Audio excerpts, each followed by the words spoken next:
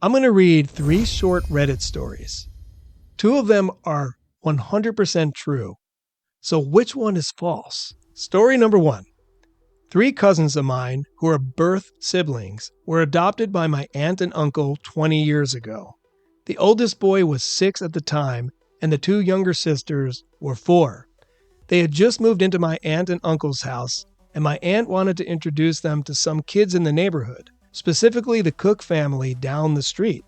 So they set up a dinner date and put it on the calendar. The next night, the oldest boy, who is just learning how to read, orders his sisters to pack their toys and sneak out of the house. My aunt wakes up and catches them. She asks why they're leaving. The boy responds because the calendar says, "Cook kids for dinner."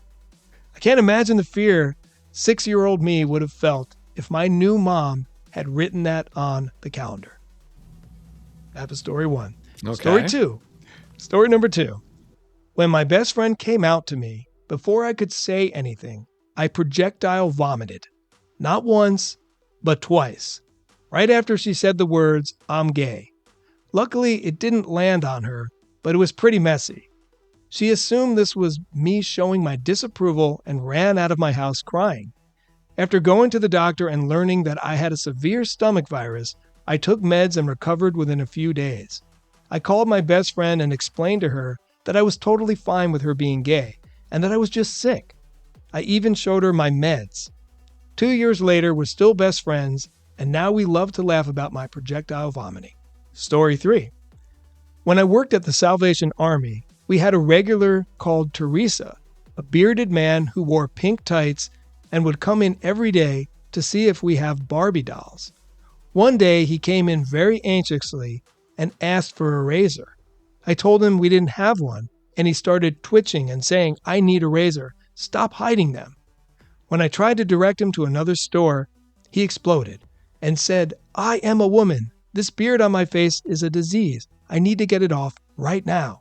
At this point, an elderly woman ran over and talked to him in Italian. He finally calmed down and left. The following week, he returned to the store and apologized that he was off his meds, which is why he seemed to be hallucinating. So, which of those 3 stories do you think is the not real one? Yeah. First blush is the Cook kids for me is the false one. The woman speaking Italian to him in the thing was kind of like a little like, that seemed like but also it seemed specific, which, sometimes specificity can lean towards truth. So you have the Cook kids, we got the projectile vomiting, which she said that she was sick. So, I mean, at first I did think that one because that's like, I don't know, somebody that would just projectile vomit over hearing something like that, especially with a friend and especially someone coming out. It's so common these days. It's not like, it doesn't happen anymore or that it's like so in the closet, I feel. Third one seems, for me in game theory and gamesmanship, it seems like that one seems so crazy that it couldn't be true, which means it's true. So for me, it's the 6-year-old kid seeing the Cook kids for dinner and seeing that, like the turn of phrase or the word, I feel like, I don't know. For me, that's, I would say that's the false one. Interesting to watch you work through this. Because like you said, sometimes when you're trying to tell a story or a lie, you want to be extra specific about details.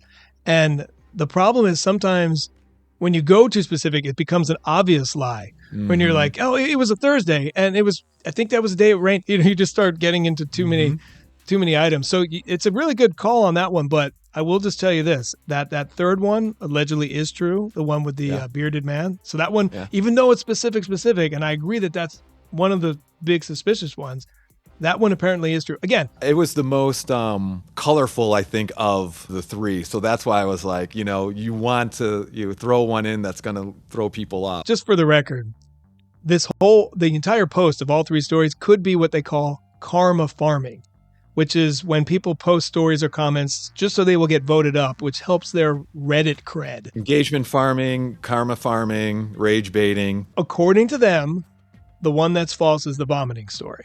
Even though the Cook thing sounds like it just is like a joke, a punchline waiting to happen, that one the guy went out of his way to say, this is absolutely true. I know it's going to sound like a fake story, but this actually happened to my cousins. And he kind of goes on and on. It seemed very mundane to me. That's why it seemed kind of like...